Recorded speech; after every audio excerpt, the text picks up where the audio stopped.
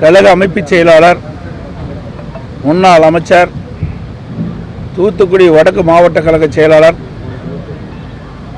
திரு S. Kadambur Raj அவர்களுடைய தந்தை R. Chellaiah அவர்கள் 25/7/2024 அன்று இயற்கை எய்தினார்கள். நான் ஏற்கனவே அவரது மறைவிற்கு எனது ஆழ்ந்த இரங்கலை தெரிவித்திருக்கின்றேன். இன்று திரு கடம்பூர் ராஜ் அவருடைய இல்லத்திற்கு நேரில் சென்று அவரையும் அவர் குடும்பத்தாரையும் சந்தித்து ஆறுதல் கூறி வந்துள்ளேன். இன்றைய தினம் தமிழகத்தில் சட்ட ஒழுங்கு முழுமையாக சீர்கெட்டுவிட்டது. எங்கே பார்த்தாலும் கொலை, கொள்ளை, திருட்டு, வழிப்பறிவு, பாலியல் வன்கொடுமை அன்றாட நிகழ்வாக நடந்து கொண்டிருக்கின்றது. வன்மையாக கண்டிக்கத்தக்கது. இன்று கூட சிவகங்கையில் பாஜக கூட்டுறவு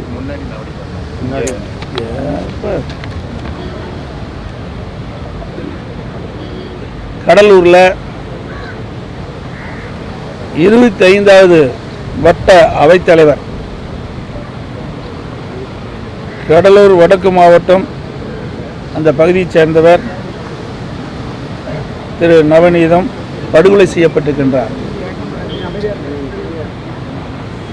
ஆக தினந்தோறும் கொலை நடக்காத நாளே கிடையாது.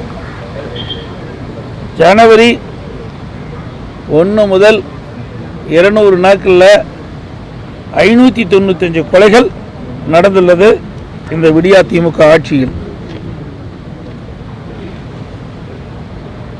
இன்றைக்கு தமிழகம்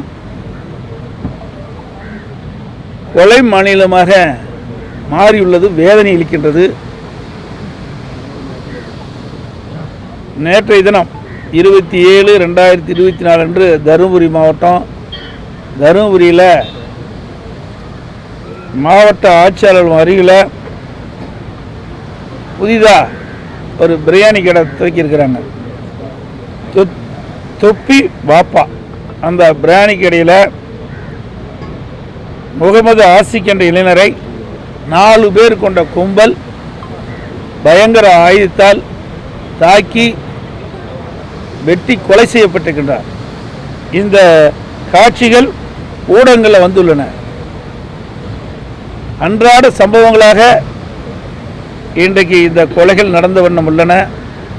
இதை நான் ஊடகத்தின் வாயிலாக, பத்திரிகையின் வாயிலாக, சட்டமன்றத்திலும் தெரிவித்திருக்கின்றேன். ஆனால் விடியா திமுக அரசு இன்றைக்கு காவல்துறை ஏவல்துறையாக வைத்திருக்கின்றது. காவல்துறைக்கு முழு சுதந்திரம் கொடுத்து சட்ட ஒழுங்கை காக்க தவறிய அரசாங்கமாக இன்றைக்கு இருக்கின்றது.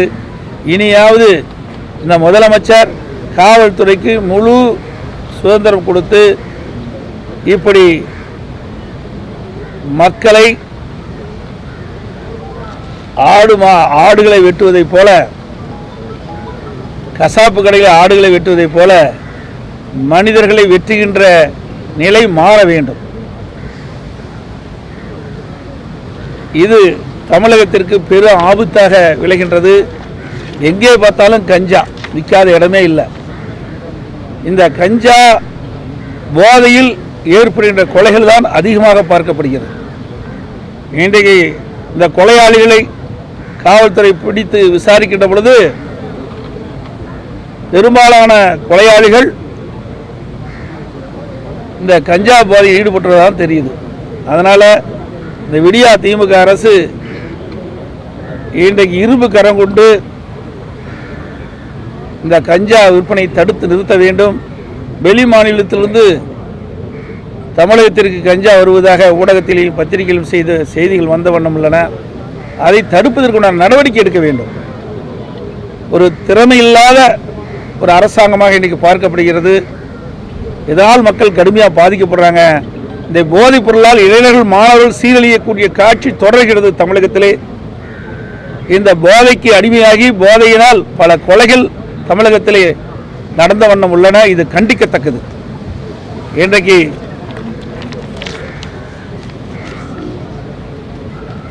பகுஜன் சமாஜ் கட்சியின் சேர்ந்த மாநில தலைவர் ஆம்ஸ்டாங் படுகொலை செய்யப்பட்டிருக்கின்றார்.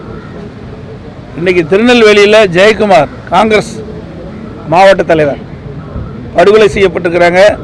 இன்னும் அதை கண்டுபிடிக்க முடியல.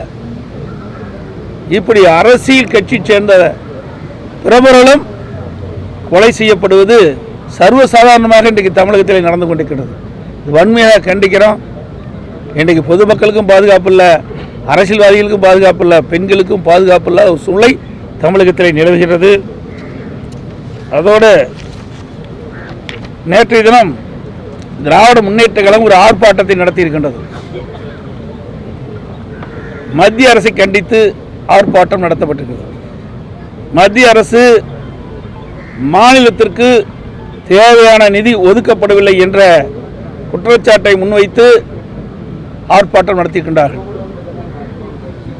இதே திராவிட முன்னேற்ற கழகம் மத்தியில் 13 ஆண்டு காலம் ஆட்சியில் இருந்தார்கள். 1999 5 ஆண்டு காலம் பாரதிய ஜனதா மத்திய அமைச்சரவையில் இடம்பெற்றிருந்தாங்க திமுக. அதுக்கு பிறகு காங்கிரஸ் மத்தியில் ஆட்சி செய்த பொழுது திராவிட முன்னேற்ற கழக எம்பி அந்த மத்திய மந்திரி சபையில் இடம்பெற்றிருந்தாங்க. பாரதிய ஜனதா ஆட்சி மத்தியில் நடைபெற்றும் போதும் திமுக எம்பிகள் மத்திய அமைச்சராக இருந்தாங்க.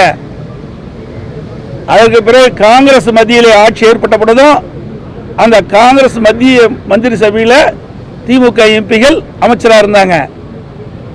தமிழ்நாட்டை சேர்ந்தவர் ஒருவர் காங்கிரஸ் நிதி அமைச்சராக இருந்தார்.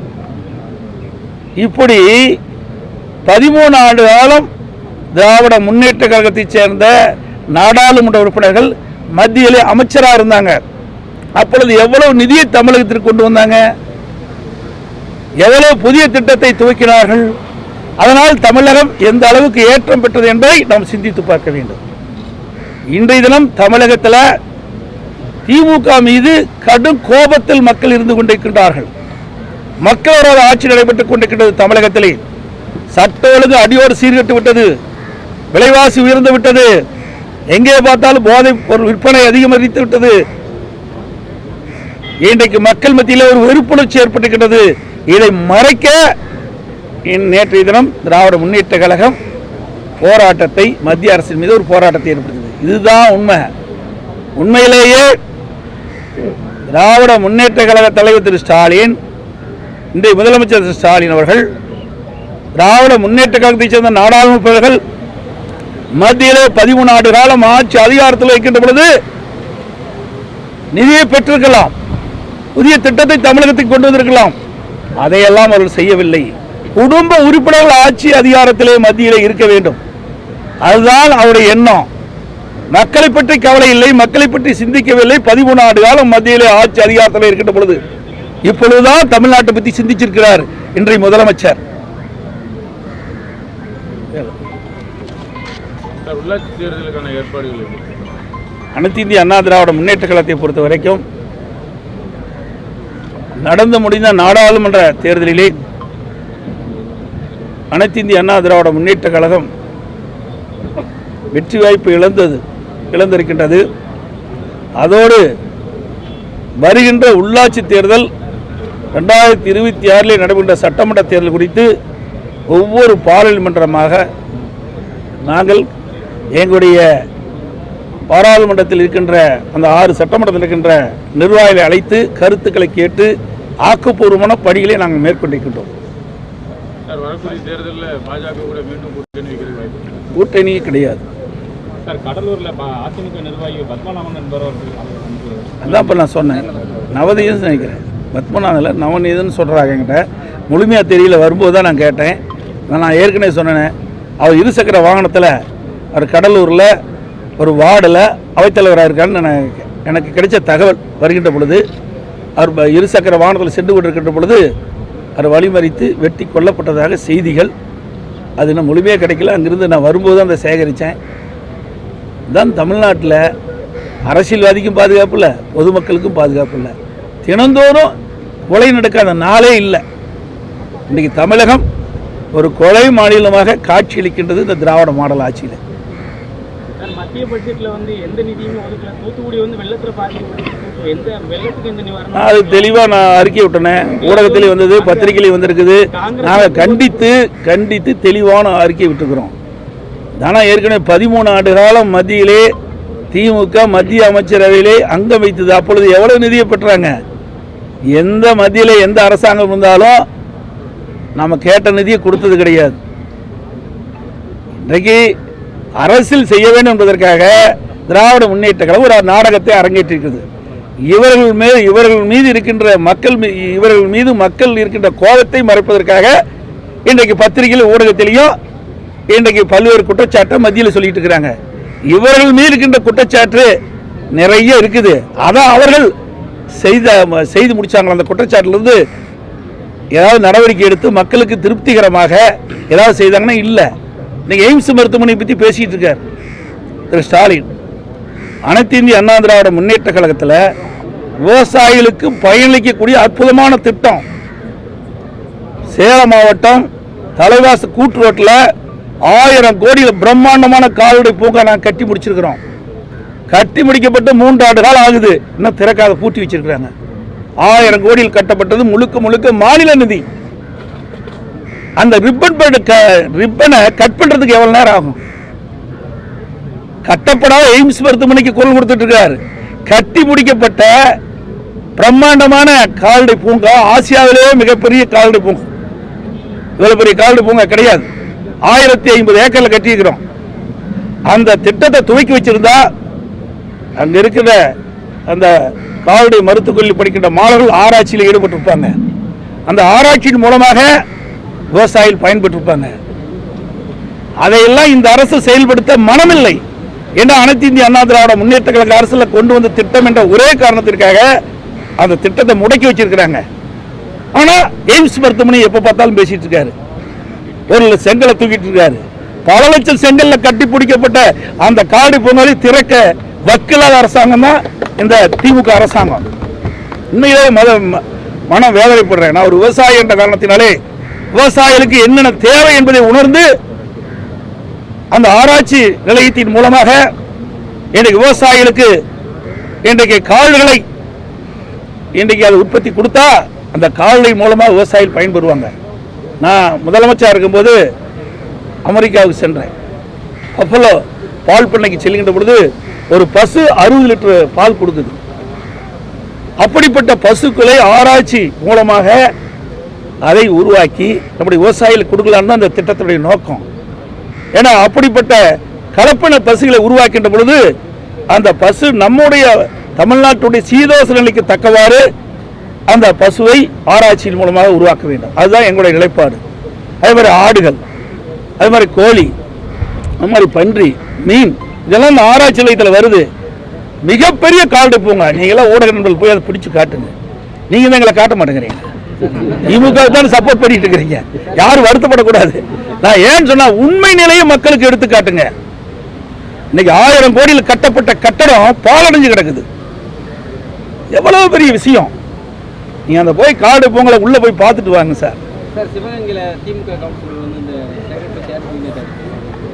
ஆமா, சிவகங்கையில் அது ஒண்ணுதான். நீங்க சொன்ன மாதிரி யூனியன்ல பாருங்க,